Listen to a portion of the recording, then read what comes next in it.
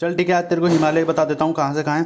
पंजाब हिमालय, कुमायूं है, नेपाल हिमालय, असम हिमालय। हिमालय लंबा है ना, बहुत बड़ा, तो उसको चार नदियों के हिसाब से चार भागों में बांट दिया, ठीक है।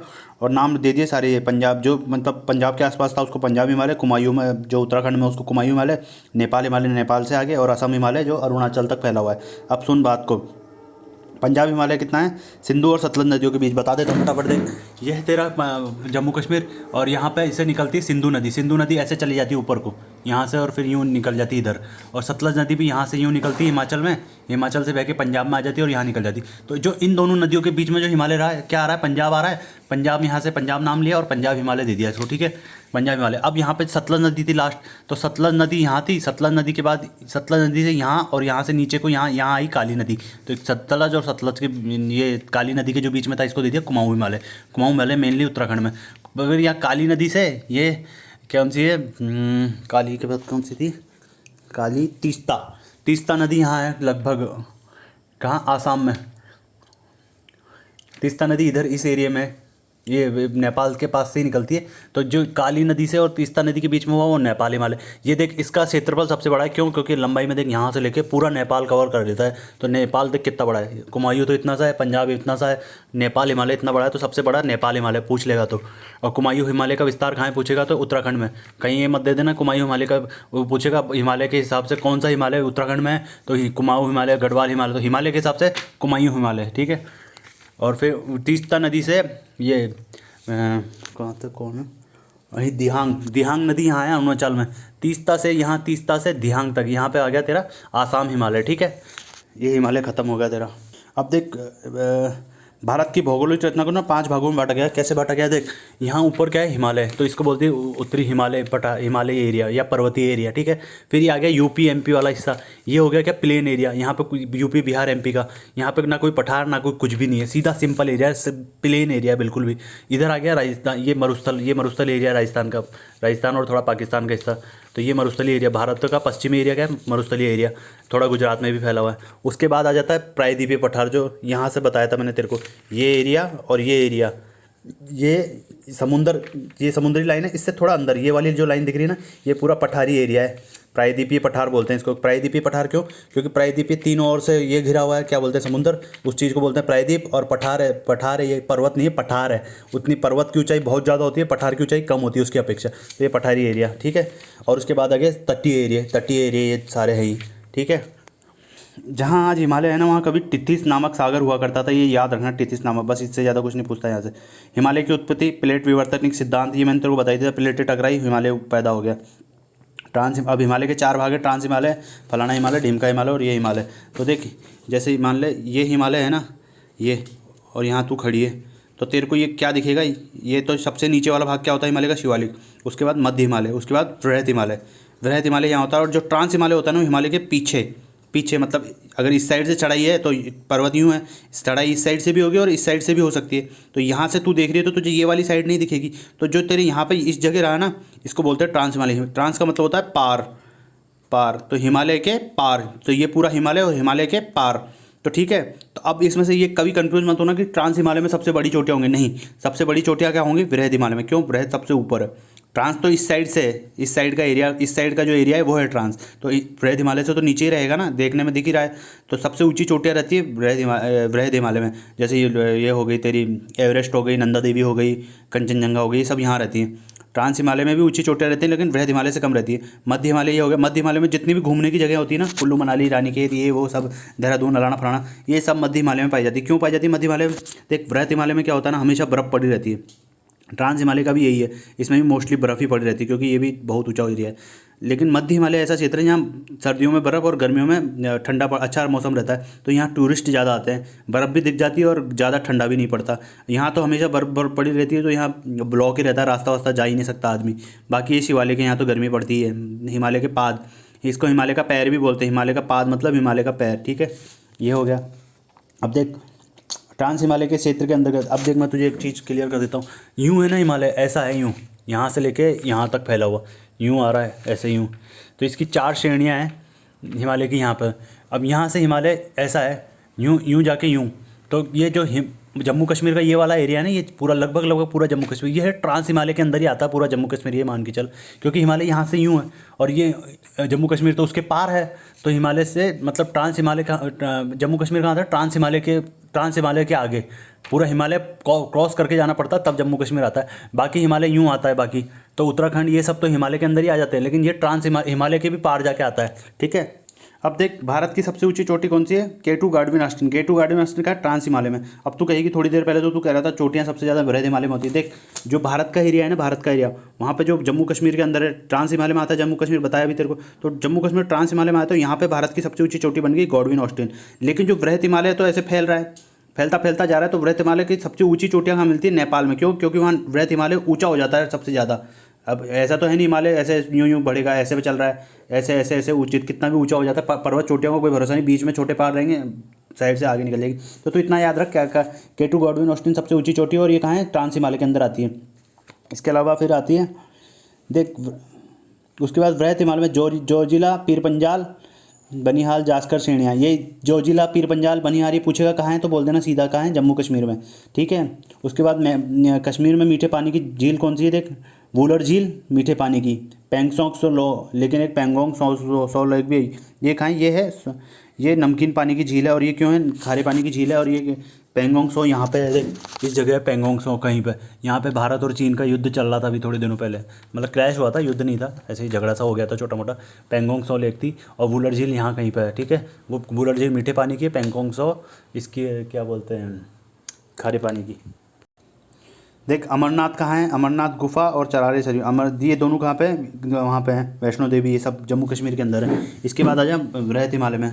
बृहद हिमालय की औसत हो जाए इतना सबसे ऊंची बृहद हिमालय। अब सबसे ऊंची चोटी माउंट एवरेस्ट कहाँ है, बृहद हिमालय पे, याद रख। विश्व की सबसे ऊंची चोटी है जो बृहद हिमालय पे है, वो है माउंट एवरेस्ट। लेकिन जो भारत की सबसे ऊंची चोटी है वो कहाँ है, ट्रांस हिमालय पे, कारकोरम, ठीक है।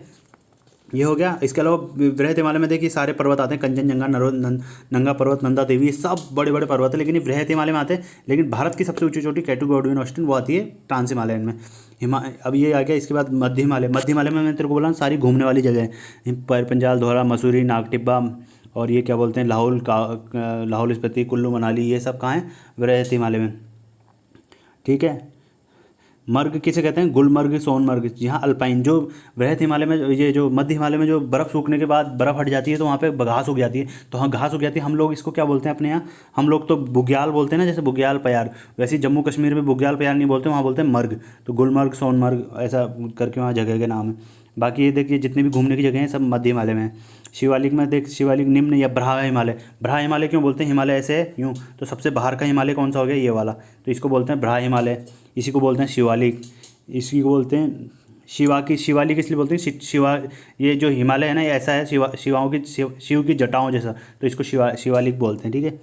पश्चिम में दूर। अब जो इसको क्या बोलते हैं, जैसे देहरादून में भी, तो देहरादून कहाँ है, शिवालिक एरिया में ही है, बृहद हिमालय तो है नहीं देहरादून में, तो इसको दून भी बोल देते हैं, दून, द्वार, हरिद्वार भी बोल देते हैं। और ये तराई क्षेत्र में आता है, ये तुझे पता ही होगा, हिमालय का सबसे निचली क्षेत्र तराई में आता है, ठीक है।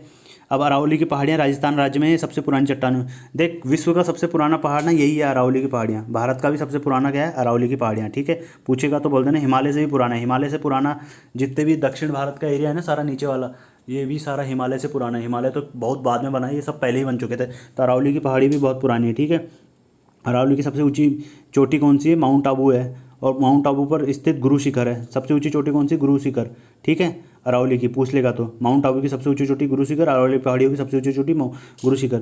यहाँ से लूनी नदी निकलती है और एक माही नदी निकलती है, बस ये ध्यान रखना। अरावली की पहाड़ियाँ ना ये इस हिस्से में यहीं इसका सबसे ऊंचा जब इतनी पहाड़ी है, इतनी बड़ी तो पहाड़ी है, तो कोई ना कोई चोटी, कोई ना कोई सिरा उसका सबसे ऊंचा होगा, तो उसी को क्या बोलते थे, उसकी चोटी। तो अरावली पर्वत की सबसे ऊंची चोटी कौन सी है, गुरु शिखर, ठीक है। यहीं पे से कहीं पे पास में से उसकी लूनी और माही नदी निकलती है, ठीक है।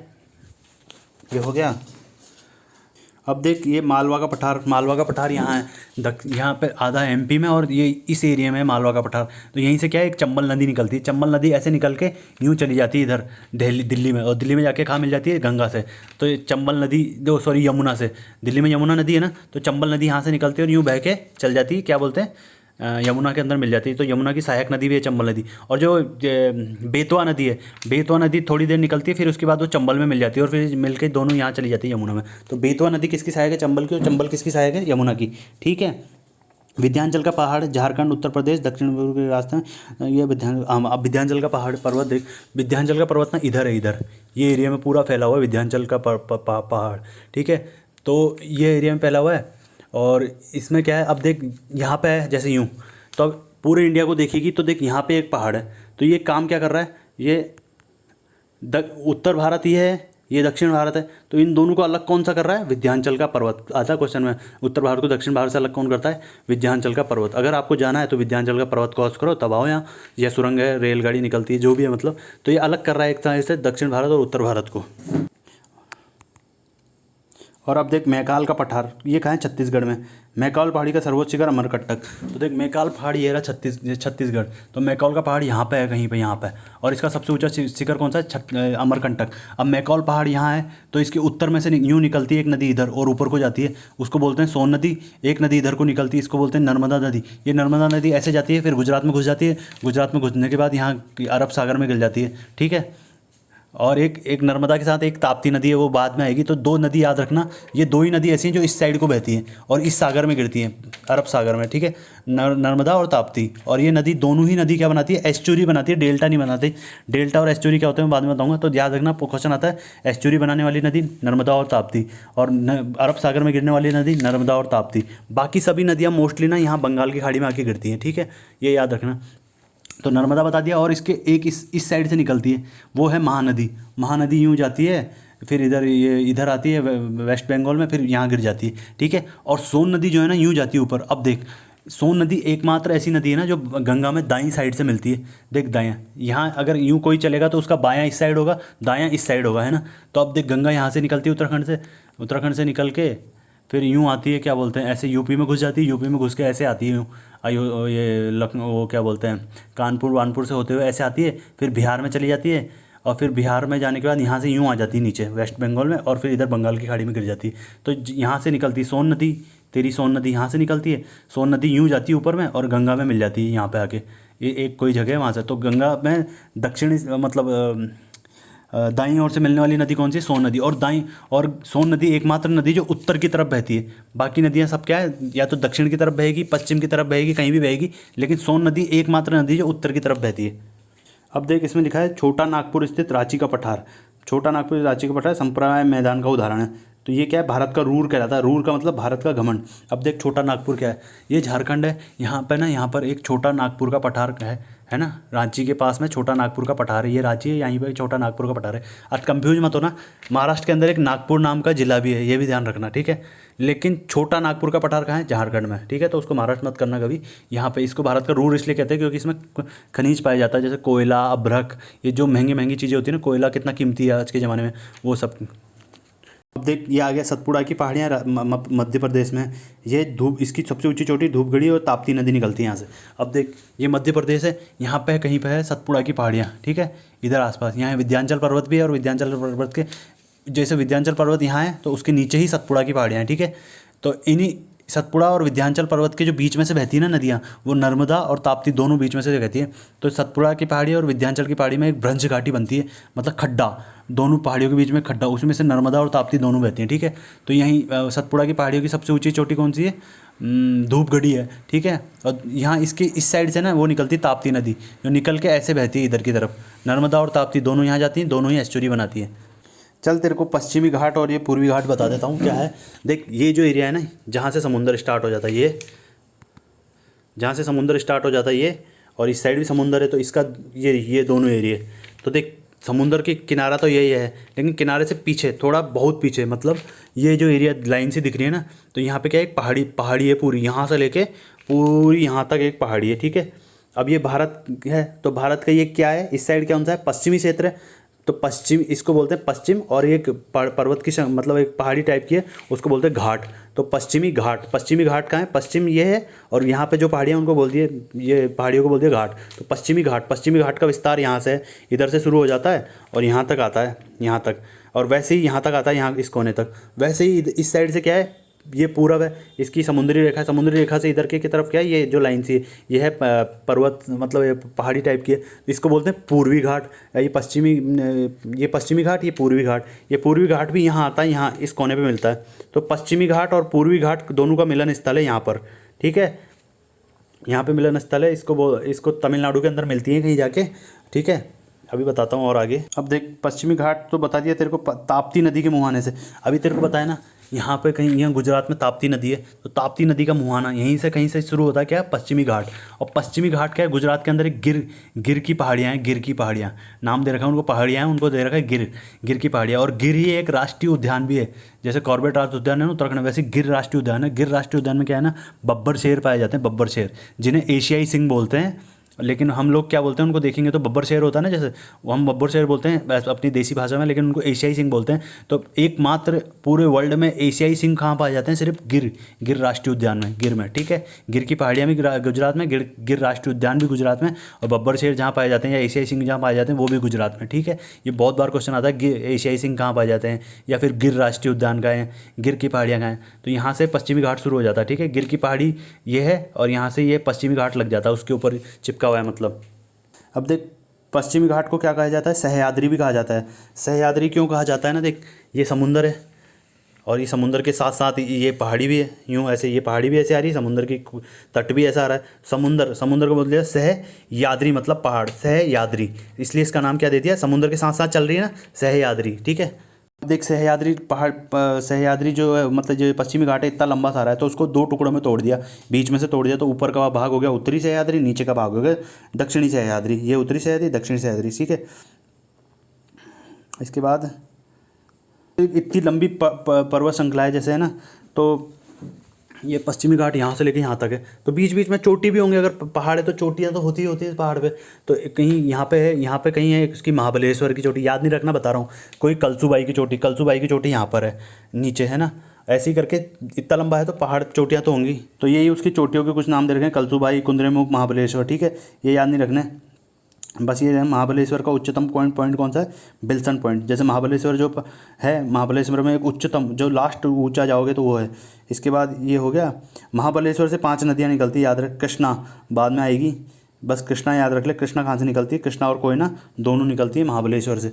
अब आ गया, अब देख, जैसे हिमालय में दर्रे थे, तो दर्रे यहाँ पर भी होंगे। क्यों होंगे, क्योंकि ये भी तो पहाड़ी इलाका है, पहाड़ी तो यहाँ पर भी है, चाहे छोटी पहाड़ी है तो क्या हो, लेकिन तो है तो सही। तो दर्रे यहाँ भी होते हैं। तो एक तो थाल घाट का दर्रा याद रखना, एक तो पाल घाट का दर्रा, एक थाल घाट का दर्रा। थाल घाट का दर्रा जोड़ता है नासिक को मुंबई से, पाल घाट का दर्रा जोड़ता है कोयम्बटूर को कोचीन से। तो ये थाल घाट का दर्रा जोड़ता है नासिक को मुंबई, यहाँ पर थाल घाट का दर्रा नासिक को मुंबई से जोड़ता है। ये मुंबई है, यहाँ कहीं नासिक है, इसके आसपास इधर ही कहीं पे, तो नासिक को मुंबई से जोड़ता है। और पाल घाट का दर्रा यहाँ पे जोड़ता है कोचीन को, इसका कोचीन, केरला का कोचीन को यहाँ पे त्रिवेंद्रम से, यहाँ पर इस एरिया में मतलब। अब देख, दक्कन का पठार कहाँ है, दक्कन का पठार यहाँ है महाराष्ट्र में, इस एरिया में दक्कन का पठार है यहाँ पर, ठीक है। महाराष्ट्र में ज़्यादा विस्तार, महाराष्ट्र में कुछ कर्नाटका में भी है, लेकिन ज़्यादा विस्तार उसका कहाँ है, महाराष्ट्र में। इसके बाद आ जाए धारवाड़, यहाँ पे कहीं धारवाड़ है, इधर है ना। धारवाड़ में क्या है, ये है धारवाड़ का पठार। धारवाड़ का पठार कहाँ है, कर्नाटका के अंदर, यहाँ धारवाड़ है। थोड़ा सा ऊपर जाएंगे, मैं यहाँ रह रहा हूँ, इससे थोड़ा 500 किलोमीटर धारवाड़ है। धारवाड़ के पठार को में क्या है, धारवाड़ के पठार में है तेरी बाबा बूदन की पहाड़ी तथा ब्रह्मगिरी की पहाड़ी। ये कई बार पूछ लेता है कि बाबा बूदन की पहाड़ी कहाँ है, ब्रह्मगिरी की पहाड़ी कहाँ है, धारवाड़ के पठार में। धारवाड़ का पठार कहाँ है, कर्नाटका में। नीलगिरी की पहाड़ी तमिलनाडु में, जो एक इसकी सबसे ऊंची चोटी डोडा बेट्टा है, जो दक्षिण भारत की दूसरी सबसे ऊंची थी। अब देख, नीलगिरी की पहाड़ियाँ, यहाँ पर भी कुछ पहाड़ियाँ, ये पश्चिमी घाट आ रहा है तो ये यहाँ पूर्वी घाट भी मिल रहा है। तो यहाँ पर क्या है, नीलगिरी की पहाड़ी है, ठीक है। नीलगिरी की पहाड़ी क्या है, दक्षिणी। अब जो ये पश्चिमी घाट आ रहा है यूँ, पूर्वी घाट आ रहा है यूँ, ये दोनों यहाँ मिल गए। तो जहाँ ये मिले ना, वो उस जगह पे नीलगिरी की पहाड़ियाँ, ठीक है। नीलगिरी की पहाड़ी पे सबसे ऊंची चोटी कौन सी है, डोडा बेटा। ये पूरे साउथ इंडिया की दूसरे नंबर की सबसे ऊंची चोटी है, और फर्स्ट नंबर की चोटी है अनाईमुदी। तो पूछेगा दक्षिण भारत की सबसे ऊंची चोटी कौन सी है, अनाईमुदी। दूसरे नंबर की डोडा बेटा, ठीक है। डोडा बेटा किस पे है, नीलगिरी की पहाड़ी पर है। देख, नीलगिरी के मैंने तेरे को बताया दक्षिणी भाग में क्या है, पाल घाट है, ठीक है, पाल घाट है। और पाल घाट यहाँ पर है और नीलगिरी की पहाड़ी भी इसके थोड़ा सा ऊपर है। तो जब पश्चिमी घाट यहाँ आके ख़त्म होता है, पूर्वी घाट भी यहाँ आके ख़त्म होता है, जब यहाँ ये दोनों मिलते हैं ना, तो ये तो नीलगिरी की पहाड़ी इनको मिलाती है, और एक पाल घाट भी पास में ही। तो पाल घाट गैप और नीलगिरी की पहाड़ी कहाँ पे है? पूर्वी घाट और पश्चिमी घाट के मिलन स्थल पे। पूरी जगह पूर्वी घाट और पश्चिमी घाट का मिलन स्थल कहाँ है? नीलगिरी की पहाड़ी या फिर पाल घाट गैप, दोनों में से कोई भी ऑप्शन होगा तो वो दे देना। अब देख, ये हो गया इसके पार फैली, नीलगिरी की पहाड़ी के पार फैली कंडारमर्ग की पहाड़ियाँ पश्चिमी घाट का विस्तार मानी जाती है। हालांकि पश्चिमी घाट तो यहाँ खत्म हो गया, लेकिन इसके पार क्या है? कंडारमर्ग। कंडारमर्ग का मतलब इलायची को ना इंग्लिश में कंडारमर्ग बोलते हैं, देखना कभी सर्च मार कंडारमर्ग। तो यहाँ पे क्या है? इलायची की पहाड़ियाँ हैं। इलायची की पहाड़ियाँ कहाँ पे? जहाँ पे पश्चिमी और पूर्वी घाट खत्म होने के थोड़ा सा नीचे इलायची की पहाड़ियाँ हैं, ठीक है। इन्हीं वो उससे ही जुड़ी हुई हैं, तो इसको विस्तार मान लिया जाता है कि थोड़ा और आगे भी है पश्चिमी घाट या पूर्वी घाट, इसी को विस्तार माना जाता है। इलायची की पहाड़ी यहाँ पर है कंडारमर्ग में। और दक्षिण भारत की सबसे ऊंची चोटी कौन सी है? अनाई तेरे को बताया। डोडा बेटा किसकी चोटी है? डोडा बेटा नीलगिरी की पहाड़ी की सबसे ऊंची चोटी है, जो दक्षिण भारत की दूसरी सबसे ऊंची चोटी है। लेकिन अनाई की चोटी सबसे ऊंची चोटी जो यहाँ पर है, और वो किस पहाड़ी पर है? अन्नामलाई पहाड़ी पर है। अनुमेदी, देखिए अनुमेदी और अन्नामलाई की पहाड़ियाँ यहाँ पर हैं। यहीं इलायची की पहाड़ियाँ यहीं कहीं आसपास अन्नामलाई की पहाड़ियाँ में। तो अन्नामलाई पर एक चोटी है अनुमेदी। वो पूरे ये दक्षिण भारत है ना, जितना ही बड़ा यहाँ से यहाँ तक, इसकी सबसे ऊंची चोटी है ये क्या बोलते हैं? अनामुदी। अब पूरे इंडिया की सबसे ऊंची चोटी यहाँ पर K2 गॉडविन ऑस्टिन, ठीक है। तो ये वैसे इसको दो भागों में बांट दिया। तो उत्तर भारत के लिए भी सबसे ऊंची चोटी कौन सी हो जाएगी? K2 Godwin Austen. पूरे भारत के लिए भी कौन सी हो जाएगी? K2 Godwin Austen. लेकिन जब इधर इधर की बात कर रहे हैं सिर्फ दक्षिण भारत की, तो कौन सी हो जाएगी? अनाईमुदी। अन्नामलाई की पहाड़ी पे अनाईमुदी, ठीक है। अब देख, आंध्र प्रदेश और उड़ीसा के तटीय भाग को महेंद्रगिरी कहते हैं। पूछता नहीं है, फिर भी याद रखना होना। देख, ये आंध्र प्रदेश है, ये उड़ीसा है। इसका जो ये तटीय भाग है ना, यहाँ से यहाँ तक को, इसको महेंद्रगिरी बोलते हैं। महेंद्रगिरी क्यों बोलते हैं पता नहीं। देख, अब ये कोरोमंडल तट क्या है, गोलकुंडा तट क्या है, ये मैं तुझे बता देता हूँ थोड़ा। हाँ, यहाँ पर है कृष्णा नदी, यहाँ से निकलती है, यहाँ से कहीं से कृष्णा नदी, और उसके नीचे है गोदावरी नदी। सॉरी, गोदावरी नदी ऊपर है, कृष्णा नदी नीचे से निकलती है। तो गोदावरी से कृष्णा तक का जो एरिया है ना, ये इस एरिया में जो बीच में जो तटीय भाग है, इसको बोलते हैं गोलकुंडा तट, ठीक है, गोलकुंडा तट। और जो कृष्णा नदी से नीचे यहाँ तक इसको, ये है कृष्णा के मुहाने से लेके तेरा कृष्णा के डेल्टा से कन्याकुमारी तक। कन्याकुमारी देख भारत का सबसे लास्ट जिला है, मतलब भारत का सबसे लास्ट, इसके बाद समुंदर है, ज़मीन नहीं है, ठीक है। तो कृष्णा से लेके कन्याकुमारी तक इसको बोलते हैं कोरोमंडल तट। जो ये पूरा है ना, इसको कोरोमंडल तट बोलते हैं, कोरोमंडल, ठीक है। कोरोमंडल तट कहाँ है तो बोलेगा तो पश्चिमी घाट में। गोलकुंडा तट कहाँ है तो पश्चिमी भाग में, बस पश्चिमी घाट में, सॉरी।